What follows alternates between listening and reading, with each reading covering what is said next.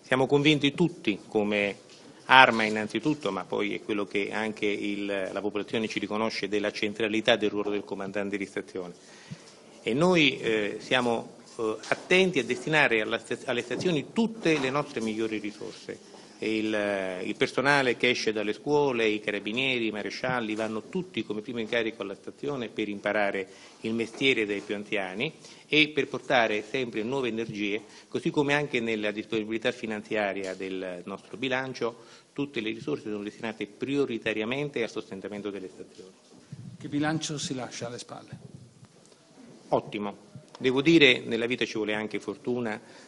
Ho un bilancio positivo per quanto riguarda le attività dei reparti dipendenti. Personalmente un grande arricchimento umano, professionale, conosciuto uomini eccezionali che non avevo mai incontrato prima, militari che veramente lavorano al limite dell'abnegazione per tenere sempre fede al loro giuramento nei confronti delle popolazioni.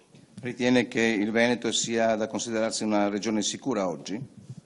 Ma dire sicuro è dire un termine particolare, perché oggi la sicurezza, e lo vediamo anche quotidianamente dai talk show, dai dibattiti che ci sono, non esiste come termine in assoluto. La sicurezza vuol dire essere attenti alle sfide che il territorio ci riserva.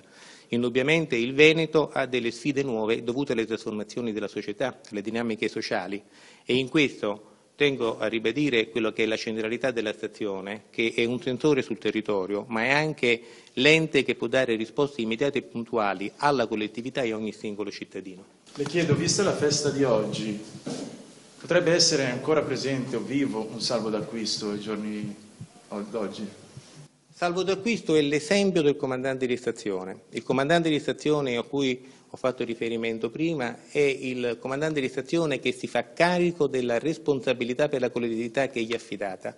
Salvo d'acquisto questo ha fatto.